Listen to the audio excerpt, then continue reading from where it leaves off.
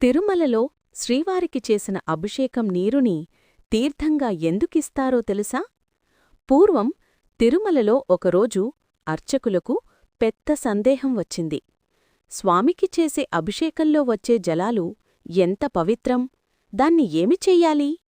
అర్చకులు ఆ పవిత్ర జలాన్ని ఒక పక్కన ఉంచి, ఇది దేవుని శరీరాన్ని తాకినందున ఎంతో పవిత్రం అని తెలిసిన మనస్సులో సందేహం. ఆ రాత్రి అర్చకముఖ్యునికి స్వప్నంలో శ్రీవెంకటేశ్వరుడు ప్రత్యక్షమయ్యాడు. స్వామి చిరునవ్వుతో అన్నాడు, అభిషేకం చేసే నీళ్లు అవి నన్ను తాకాయి. నా శిరసు, నా హృదయం, నా చేతులు తాకిన జలాలు. అవి నీళ్లు కాదు, నా దయ. ఆ పవిత్ర జలం నీవద్ద ఎందుకాపుకుంటున్నావు? దాన్ని నా భక్తులకు ఇవ్వు. ప్రతి చుక్క కూడా వారి జీవితాన్ని శుద్ధిచేసే నా ఆశీర్వాదం అని. అర్చకుడు ఒక్కసారిగా నిద్రలేచాడు. గుండె ఇంకా స్వామి వాక్యాలతో నిండిపోయి ఉంది. మరుసటి రోజు ఆ ఘటనను అన్ని అర్చకులకు చెప్పాడు.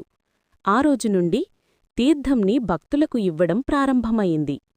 ప్రతి స్పూన్ తీర్థం స్వామి ఆశీర్వాదం భక్తునికి చేరే క్షణం అయ్యింది.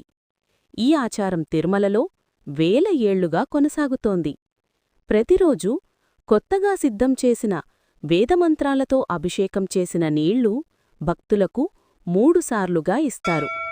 3 సార్ల భావం: మొదటిది మనసు శుద్ధి, రెండవది మాటల శుద్ధి, మూడవది కర్మల శుద్ధి.